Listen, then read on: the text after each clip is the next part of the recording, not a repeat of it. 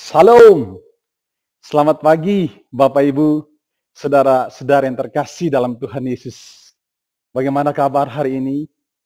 Saya percaya kita semua ada dalam pemeliharaannya. Amin, amin. Bapak Ibu, hari ini kita berjumpa dalam sebuah momentum yang khusus karena kita memperingati sebuah peristiwa gerejawi yang sangat penting, yaitu kenaikan Tuhan Yesus ke surga. Di dalam momentum ini, kita akan merenungkan firman Tuhan dengan sebuah tema, The New Relation.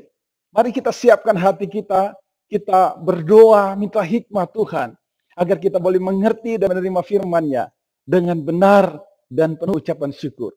Mari kita berdoa. Bapa di surga, berkenanlah kiranya Engkau berbicara melalui firman-Mu dan menguatkan kami semua, anak-anak-Mu dalam segala keberadaan kami masing-masing. Kiranya hikmat daripada Roh Kudus membuat kami dapat mengerti firman-Mu dengan baik dan benar. Dalam nama Tuhan Yesus kami berdoa. Amin. Bapak Ibu, mari sama-sama kita siapkan firman Tuhan dari Yohanes 14. Kita baca mulai ayat 1 hingga ayat yang keempat. Yohanes 14 ayat 1 hingga ayat yang keempat. Saya bacakan buat kita sekalian. Rumah Bapa, janganlah gelisah hatimu. Percayalah kepada Allah, percayalah juga kepadaku. Di rumah Bapakku banyak tempat tinggal. Jika tidak demikian, tentu aku mengatakannya kepadamu. Sebab aku pergi ke situ untuk menyediakan tempat bagimu. Dan apabila aku telah pergi ke situ, dan aku telah menyediakan tempat bagimu, aku akan datang kembali dan membawa kamu ke tempatku, supaya di tempat mana aku berada, kamu pun berada. Dan kemana aku pergi, kamu tahu jalan ke situ. Demikian firman Tuhan yang akan kita renungkan bersama pada pagi hari ini. Bapak Ibu, permisi tanya, apakah momentum kenaikan Tuhan Yesus ini berarti dan bermakna buat Bapak Ibu sekalian? Amin. Saya percaya ini sangat berarti dan sangat bermakna buat kita sekalian. Memang tidak sedikit dari umat Tuhan yang sulit menemukan keberartian dari peristiwa naiknya Tuhan Yesus. Apalagi jika dibandingkan dengan kelahiran Tuhan Yesus, lalu penderitaan Tuhan Yesus, kematian Tuhan Yesus, dan kebangkitan Tuhan Yesus. Rasanya kenaikan Tuhan Yesus tidak memiliki arti yang kuat sekuat peristiwa-peristiwa sebelumnya. Tetapi sesungguhnya peristiwa kenaikan Tuhan Yesus ada satu peristiwa yang sama pentingnya. Oleh karena dia merupakan satu mata rantai yang tidak bisa terputus dari 5 pernyataan tindakan Allah di dalam seluruh karya penebusannya. Mulai dari kelahirannya, kemudian penderitaannya, kemudian kematiannya, kemudian kebangkitannya, lalu kemudian naik ke surga, dan yang terakhir datang untuk yang kedua kalinya. Itu merupakan 5 pernyataan tindakan penebusan Allah atau disebut juga peristiwa kristologis yang tidak dapat dipisahkan dan tidak dapat dibedakan mana yang lebih penting daripada yang lainnya. Kesemuanya itulah peristiwa kristologis yang sangat penting buat iman kita. Saudara, terkhusus kita melihat peristiwa kenaikan Tuhan Yesus. Apakah ini bermakna? Ya, ini sangat bermakna. Lalu pertanyaannya, apakah maknanya buat kita? Dalam situasi sementara kita hadapi, apakah itu bermakna? Maknanya seperti apa dalam konteks kita hari ini? Kita akan membicarakan dari teks ini 3 hal terkait dengan makna daripada kenaikan Tuhan Yesus. Yang pertama, Bapak Ibu, bahwa peristiwa kenaikan Tuhan Yesus memberikan kepada kita sebuah kehidupan yang sungguh-sungguh penuh dengan keteguhan. Mari perhatikan ayat yang pertama dari Yohanes 14 ini. Janganlah gelisah hatimu. Ini dimulai dengan suatu sapaan, satu pernyataan yang sangat meneguhkan. Jangan gelisah hatimu. Saudara sekalian, apa yang kita bicarakan tentang the new relation dengan Allah adalah suatu relasi baru dari orang-orang yang sudah ditebus. Peristiwa kenaikan Tuhan Yesus menjadi satu peristiwa yang terjadi setelah peristiwa salib, saudara. Oleh karena itu, melalui peristiwa kenaikan Tuhan Yesus kita melihat sepenuhnya orang percaya sudah berada di dalam skema penebusan Allah. Bukan lagi seteru Allah, tetapi menjadi sahabat Allah, menjadi anak-anak kekasih Allah. Inilah yang disebut dengan the new relation. Karena the old relation atau suatu relasi yang lama adalah suatu relasi yang rusak, di mana manusia berhadapan dengan Allah sebagai seteru Allah. Itu yang dibicarakan di dalam Roma pasal yang kelima. Tetapi manakala Yesus naik ke surga, itu berarti seluruh peristiwa penebusan dalam arti karya penebusan di kayu salib itu sepenuhnya selesai, saudara. Maka manakala kita berbicara the new relation, ini bicara posisi kita sebagai anak-anak tebusannya, sebagai anak-anak kekasihnya, saudara. Oleh karena itu kepada anak-anak kekasihnya ini, dia menyampaikan suatu penghiburan, suatu pernyataan, janganlah gelisah hatimu. Ya, itu memang terkait dengan satu hal yang wajar. Manakala seseorang yang kita kasihi akan pergi meninggalkan kita, akan tidak lagi bersama dengan kita, tentu akan menimbulkan suatu kegelisahan, suatu keresahan, satu kesedihan, saudara. Tetapi yang dibicarakan di sini lebih jauh lagi, saudara. Yang dibicarakan di sini bukan sekedar gelisah, tetapi menjadi kacau. Dalam bahasa aslinya ini menuju suatu kekacauan hidup, saudara. Lebih daripada itu, kekacauan ini bukan hanya kekacauan hari ini, tapi kekacauan yang terjadi hari ini, besok lagi demikian, besok lagi demikian.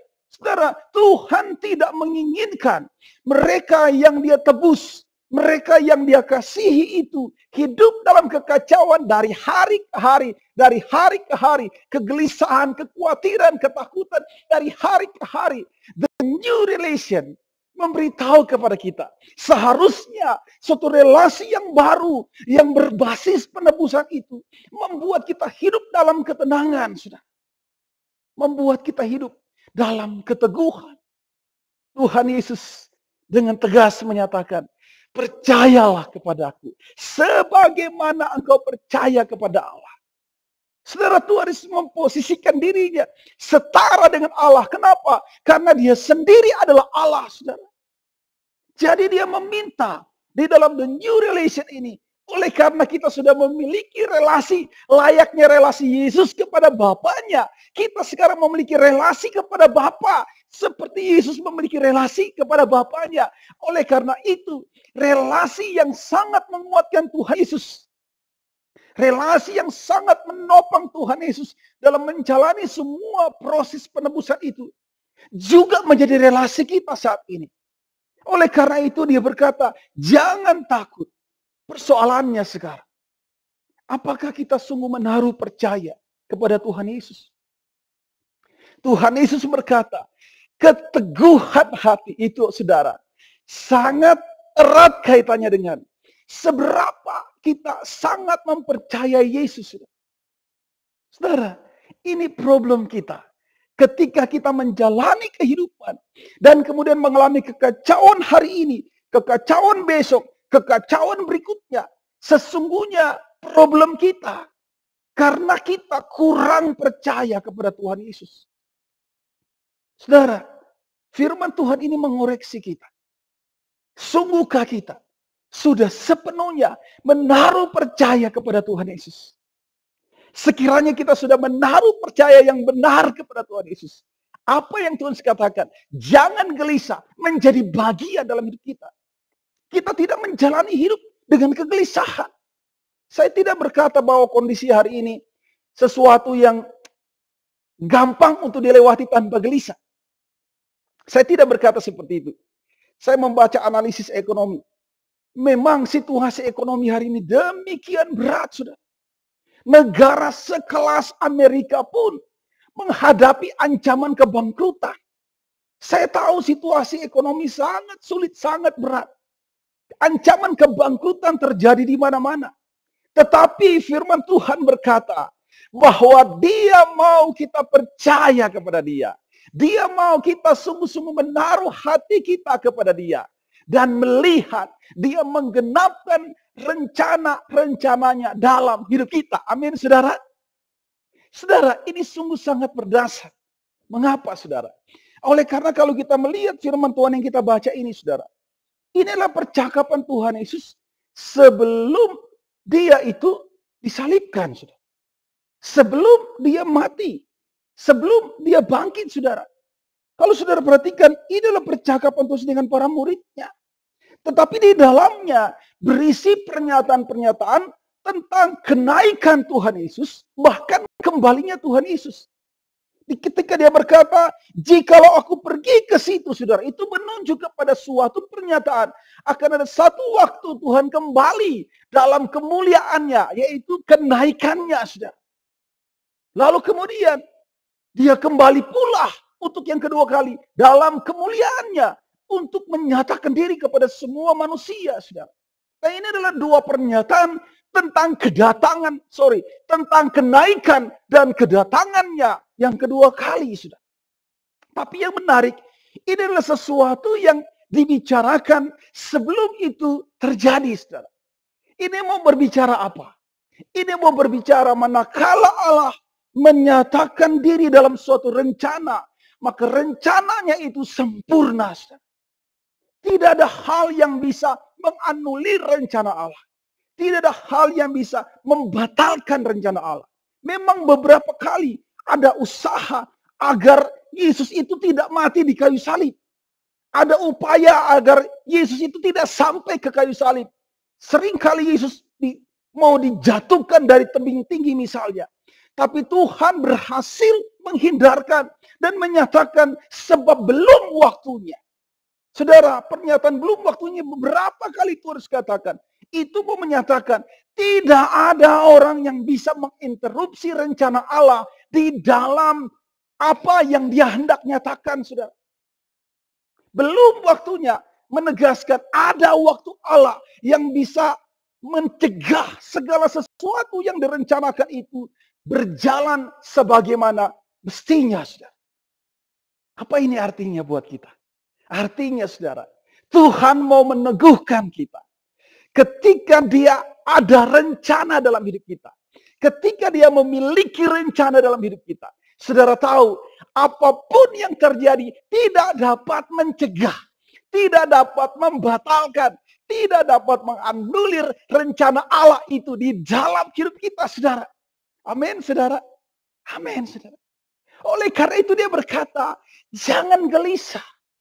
Saya ingin katakan, manakala Tuhan berkata, jangan gelisah. Dia mau kita mengarah diri kepada Dia. Percaya sepenuhnya kepada Dia. Beriman sepenuhnya kepada Dia. Saudara, agar kita menjalani hidup di dalam the new relation ini dengan keteguhan hati. Sebab tidak ada yang bisa menganulir, membatalkan rancangan Allah di dalam hidup kita. Kalaupun situasi ini memang berat, rasanya seperti hendak membatalkan segala sesuatu, saudara.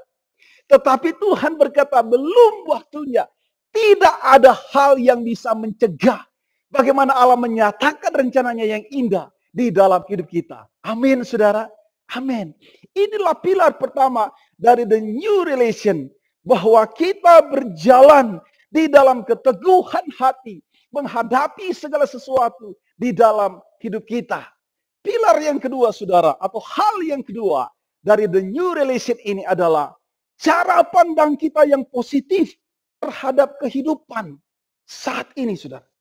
Mari perhatikan bagian kedua dari firman Tuhan ini, mulai ayat yang kedua hingga ayat yang ketiga. Itu bicara apa, saudara?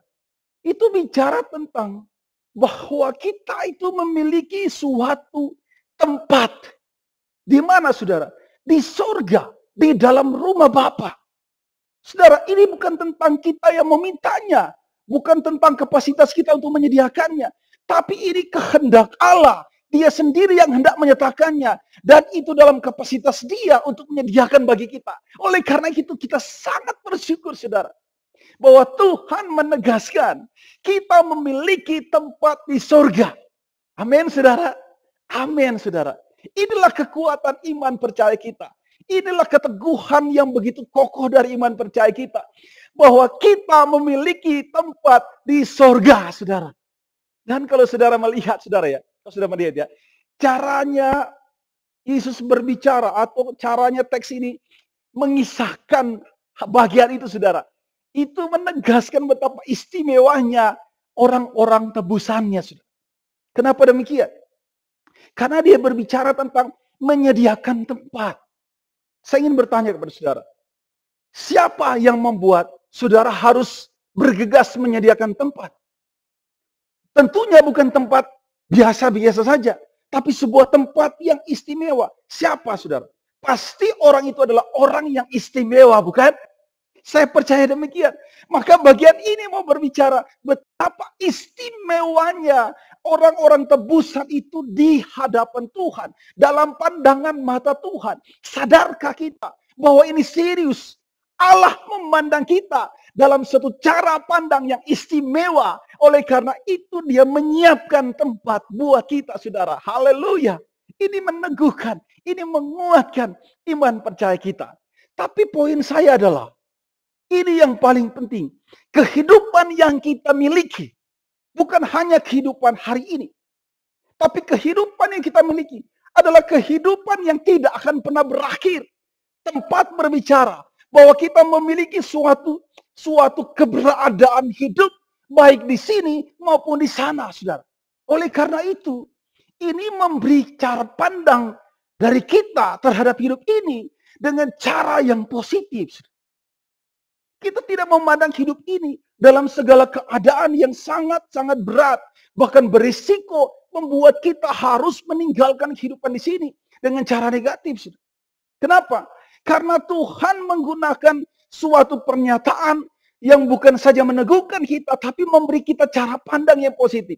Hidup kita itu tidak akan pernah berakhir. Tempat kita menjadi tempat yang tidak pernah berhenti, saudara. Ada tempat di sini, ada tempat di sana. Saudara lihat ya, ini adalah suatu pernyataan dalam skema dual yang tidak pernah bisa berhenti, saudara ya. Suatu tempat yang selalu berada secara bersama-sama. Tempat di sini dan tempat di sana. Tempat di sana dan tempat di sini. Ini memberi kepada kita suatu pemikiran yang sangat positif, saudara. Hidup kita ini sudah tidak pernah bisa lagi berakhir. Nah, kalau hidup kita sudah tidak pernah berakhir, mari kita menggunakan dua cara pandang hidup di sini dan hidup di sana itu secara bersamaan. Kehidupan kita di sini kita pandang sebagaimana hidup kita di sana, saudara. Hidup kita di sana memberi makna bagi hidup kita di sini, saudara. Maksud saya seperti ini. Saudara ingat doa Bapa kami. Doa Bapa kami itu bagaimana bunyinya? Pembukaannya seperti apa? Bapa kami yang di surga, dikuduskanlah namamu, datanglah kerajaanmu seperti di surga. Keliru, saudara. Keliru. Datanglah kerajaanmu atau jadilah kehendakmu di bumi seperti di surga. Sudah perhatikan ya, keberadaan di bumi itu dipandang sebagaimana keberadaan di surga. Oleh karena itu, kita memandang kehidupan kita tidak hanya dari situasi yang ada di sini, di tempat di mana kita berada dalam situasi dan segala pergumulan kita. Seharusnya kita memandang kehidupan kita di sini dengan visi surgawi, saudara. Ini ya poin saya, saudara.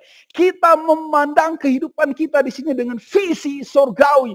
That is the new relation. Saudara, kalau kita sudah memiliki visi yang seperti itu terhadap hidup di sini, bagaimana mungkin kita akan memandang hidup kita ini negatif? Bagaimana mungkin kita akan memandang hidup kita ini secara pesimis? Sebaliknya, apapun yang terjadi di sini, kita memandangnya dengan visi surgawi, sehingga sukacita surgawi menjadi salah satu pilar yang meneguhkan hati kita dan membuat kita menilai kehidupan kita hari ini secara positif. Saudara perhatikan, inilah kekuatan dari the new relation. Tidak ada keyakinan lain yang bisa menggunakan perspektif seperti ini dalam melihat kehidupan, saudara. Kenapa? Oleh karena dalam kekristenan, pernyataan semacam ini terjadi setelah peristiwa penebusan. Setelah segala sesuatu yang dibutuhkan bagi pengampunan dosa itu tetelestai, selesai. Oleh karena itu perspektif ini hanya menjadi perspektif mereka yang sudah ditebus oleh Tuhan Yesus. Hari ini kita memandang hidup bukan hanya di sini, tapi juga di sana. Hari ini kita menilai hidup bukan hanya dari perspektif yang ada di sini, tapi perspektif yang ada di sana. Pernyataan jadilah kehendakmu di bumi seperti di surga membuat kita tahu dua wilayah ini menjadi dua wilayah di mana kita memandang hidup secara bersamaan. Inilah kekuatan iman kita. Memandang kehidupan dari visi atau dengan visi surgawi. Itu membuat kita optimis. Itu membuat kita sungguh positif dalam melihat hidup kita saat ini. Saudara, dan yang ketiga, makna dari kenaikan Tuhan Yesus. Memberikan kita sebuah kehidupan di dalam pengharapan yang tidak pernah berhenti. Apa maksud saya, saudara? Perhatikan dengan baik. Di sini dia katakan, kalau tempat itu sudah selesai, maka aku akan datang kembali. Di mana aku berada, kamu juga berada. Di mana aku berada, kamu tahu jalan ke situ. Itu ungkapan-ungkapan yang menyatakan betapa Allah memiliki relasi dan hubungan yang tidak pernah berhenti dengan kita, saudara. Sampai dia datang kembali. Ada yang menarik, saudara. Jika tempat itu sudah selesai, ini bukan berarti bahwa tempat ini sampai sekarang belum selesai, saudara. Bukan. Ini berbicara bahwa ada waktu yang Tuhan berikan antara kedatangan yang pertama, lalu kemudian kenaikan, dan kedatangan yang kedua, saudara. Ada waktu, saudara. Dan selama waktu itu, kita hidup dalam penyertaan Allah yang meneguhkan. Kita hidup dalam cara pandang hidup yang positif, saudara. Sambil menantikan kedatangannya yang kedua. Kalau Yesus tidak pernah naik, saudara. Kita tidak pernah punya visi terhadap the second coming. Terhadap kedatangan yang kedua. Kalau Yesus tidak pernah naik, saudara. Kita tidak pernah menerima anugerah kekuatan dari Roh Kudus, saudara. Oleh karena itu, saat ini orang percaya sedang berjalan dalam kehidupan. Dalam penantian akan the second coming. Akan kedatangan Yesus yang kedua. Sementara kita menjalani kehidupan dalam penantian itu, Roh Kudus hadir dan menyertai, menguatkan orang percaya untuk selalu hidup dan percaya Yesus akan datang kembali, saudara. Amin, saudara. Ini sesuatu yang sangat menguatkan kita. Oleh karena itu, di dalam the new relation ini, kita memiliki suatu pilar yang ketiga dalam menjalani hidup. Dan karenanya kenaikan Yesus begitu bermakna. Bahwa sekarang kita menjalani hidup dalam pengharapan yang tidak pernah berhenti. Sampai Tuhan datang yang kedua kali. Amin. Amin, saudara. Dalam perspektif teologi reform, kita memahami kedatangan Tuhan Yesus dalam dua cara pandang. Yang pertama, cara pandang personal. Artinya apa? Kedatangan Tuhan Yesus bersifat personal. Di mana Tuhan akan datang secara personal. Dengan cara yang sangat khusus. Dengan cara yang bersifat spiritual, saudara. Untuk menjemput orang-orang yang dikasihinya. Untuk kembali dalam kebersamaan yang kekal dengan dia. Ini disebut kematian, saudara. Saudara, kemarin salah seorang pilar gereja yang penting di zaman kita ini, di abad yang modern ini, saudara. Ravi Zacharias sudah menikmati kedatangan Tuhan secara personal untuk dia, saudara. Saat ini Ravi, Bapak yang terhormat, Bapak Ravi, sudah menikmati janji Tuhan. Berada di tempat di mana ada Yesus, ada Bapa, ada Roh Kudus dalam persekutuan yang kekal. Maka apa yang dikatakan menyediakan tempat itu sudah digenapi bagi seorang Bapak Rafi. Demikian bagi orang-orang percaya yang sudah mendahului kita. Itu namanya kedatangan atau cara Allah menyatakan diri secara personal untuk memanggil setiap anak-anak kekasih kembali kepada dia. Tetapi cara yang kedua itu adalah universal. Secara umum, secara sangat-sangat menyeluruh, saudara.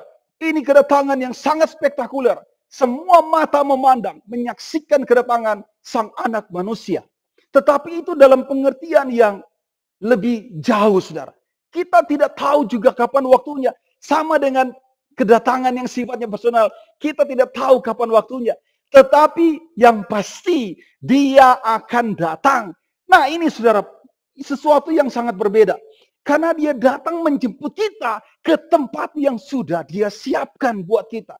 Ini memberikan bahwa dalam hari-hari kita menanti kapan dia datang. Suatu kedatangan terhadap orang yang baginya istimewa. Dan memberi tempat yang istimewa buat mereka yang sangat dikasihinya. Saudara, apa maknanya buat kita? Mari kita menjalani hidup bukan hanya dengan keteguhan. Bukan hanya dengan pandangan yang positif.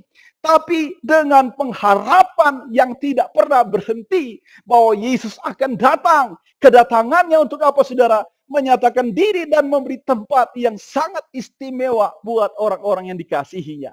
Saudara, kesemuanya ini terjadi manakala Tuhan Yesus naik ke surga. Dia membicarakan itu untuk menguatkan semua orang yang dikasihinya, termasuk kita sekalian.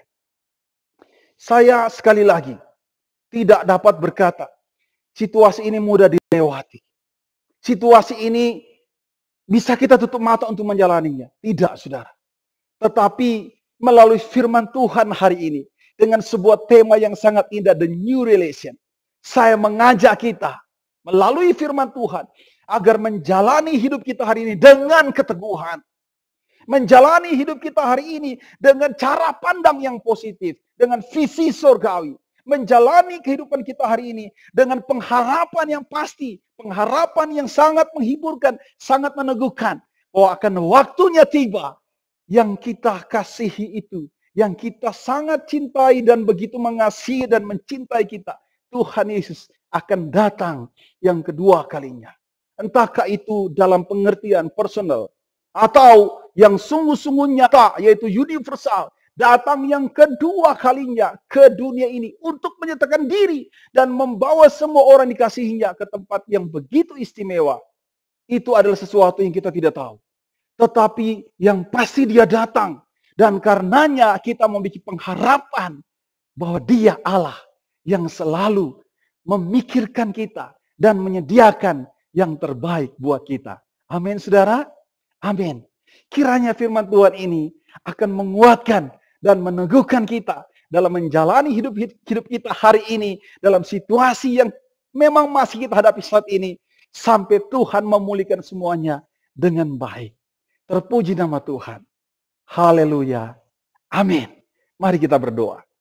Tuhan, kami bersyukur untuk firman-Mu yang memberikan keteguhan bagi kami. Yang memberikan cara pandang yang begitu indah dan positif, begitu kuat, optimis buat kami. Menjalani hidup kami dengan pengharapan yang tidak pernah berkesudahan. Tuhan, kiranya Engkau menguatkan kami semua di dalam menjalani hidup kami hari ini. Hamba berdoa untuk setiap jemaat-Mu dalam usaha pekerjaan mereka. Kiranya Tuhan kuatkan. Bahkan kiranya Tuhan berkenan memulihkan akan apa yang sedang terjadi dalam situasi usaha daripada jemaat-Mu.